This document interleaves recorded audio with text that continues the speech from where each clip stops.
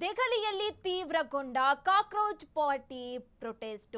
ಕೇಂದ್ರ ಶಿಕ್ಷಣ ಸಚಿವ ಧರ್ಮೇಂದ್ರ ಪ್ರಧಾನ್ ರಾಜೀನಾಮೆಗೆ ಪಟ್ಟು ಹಿಡಿದಿದ್ದಾರೆ. ದೆಹಲಿಯಲ್ಲಿ ಭದ್ರತಾ ದೃಷ್ಟಿಯಿಂದ ಮೆಟ್ರೋಗಳು ಕೂಡ ಬಂದ್ ಆಗಿದೆ. ದೆಹಲಿಯಲ್ಲಿ ಕಾಕ್ರೋಚ್ ಪಾರ್ಟಿ ಪ್ರತಿಭಟನೆ ತೀವ್ರಗೊಂಡಿದೆ.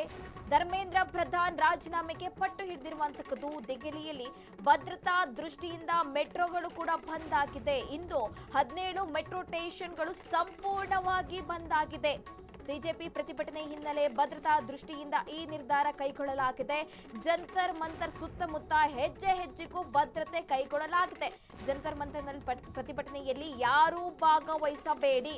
ವಿದ್ಯಾರ್ಥಿಗಳು ಉಪನ್ಯಾಸಕರಿಗೆ ದೆಹಲಿ ವಿವಿ ಎಚ್ಚರಿಕೆ ಕೊಟ್ಟಿದೆ.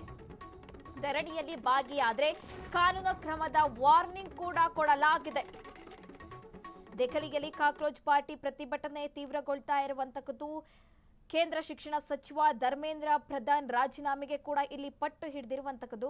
ಈ ಏನು ಪ್ರತಿಭಟನೆ ಇನ್ನೂ ಉದ್ವಿಗ್ನ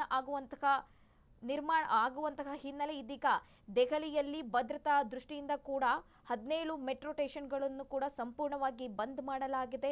ಇವತ್ತು ಪ್ರತಿಭಟನೆ ಇರುವಂತಹ ಹಿನ್ನೆಲೆ ಭದ್ರತಾ ದೃಷ್ಟಿಯಿಂದ ಈ ನಿರ್ಧಾರ ಕೈಗೊಳ್ಳಲಾಗಿರುವಂತದ್ದು. ಹಾಗೆ ಜಂತರ್ ಮಂತರಲ್ಲಿ ಮೊನ್ನೆ ಯಾವ ರೀತಿಯಾಗಿ ಪ್ರತಿಭಟನೆಯಾಗಿತ್ತು, ಯಾವ ರೀತಿಯಾಗಿ ಪರಿಸ್ಥಿತಿ ನಿರ್ಮಾಣ ಆಗಿತ್ತು ಅಂತ ಎಲ್ರಿಗೂ ಕೂಡ ತಿಳಿದಿರುವಂತಹ ವಿಚಾರ. ಹಾಗೆ ಅಲ್ಲಿನ ಸುತ್ತಮುತ್ತಲೂ ಕೂಡ ಹೆಜ್ಜೆ ಹೆಜ್ಜೆಗೂ ಭದ್ರತೆ ಕೈಗೊಳ್ಳಲಾಗಿದೆ. ಯಾವುದೇ ಅಹಿತಕರ ಘಟನೆಗಳು ಆಗಬಾರದು ಅಂತ. ಹಾಗೆ ವಿದ್ಯಾರ್ಥಿಗಳಿಗೆ, ಉಪನ್ಯಾಸಕರಿಗೆ ದೆಹಲಿ ವಿವಿ ಕೂಡ ಎಚ್ಚರಿಕೆ ಕೊಟ್ಟಿರುವಂತದ್ದು. ಧರಣಿಯಲ್ಲಿ ಭಾಗಿಯಾದರೆ ಕ್ರಮದ ವಾರ್ನಿಂಗ್ ಕೂಡ ಕೊಡಲಾಗಿದೆ. ಈಗ ನೀಟ್ ಪರೀಕ್ಷೆ ಅಕ್ರಮ ವಿರುದ್ಧವಾಗಿ ಎಲ್ಲ ಕಡೆ ಕೂಡ ಪ್ರತಿಭಟನೆ ಆಗ್ತಾ ಇರುವಂತದ್ದು. ಬೆಂಗಳೂರು, ಮೈಸೂರು, ದೆಹಲಿ ಎಲ್ಲ ಕಡೆ ಕೂಡ ಪ್ರತಿಭಟನೆ ಮೂಲಕ ಧರ್ಮೇಂದ್ರ ಪ್ರಧಾನ್ ಅವರ ರಾಜೀನಾಮೆಗೆ ಪಟ್ಟು ಹಿಡಿದಿರುವಂತದ್ದು. ಇವತ್ತು ಕೂಡ ಕಾಕ್ರೋಚ್ ಪಾರ್ಟಿ ಪ್ರತಿಭಟನೆ ಹಮ್ಮಿಕೊಂಡಿತ್ತು. ಈ ಹಿನ್ನೆಲೆ ಇದೀಗ ಭದ್ರತಾ ದೃಷ್ಟಿಯಿಂದ ಇಂದು ದೆಹಲಿಯಲ್ಲಿ 17 ಮೆಟ್ರೋ ಸ್ಟೇಷನ್ಗಳನ್ನು ಕೂಡ ಬಂದ್ ಮಾಡಲಾಗಿದೆ. ಯಾವುದೇ ಅಹಿತಕರ ಘಟನೆ ಆಗಬಾರದು, ಯಾವುದೇ ಪರಿಸ್ಥಿತಿ ತಿಳಿಯಾಗಿರ್ಬೇಕು ಅಂತ ಈ ರೀತಿಯಾಗಿ ಕ್ರಮ ಕೈಗೊಂಡಿರುವುದು.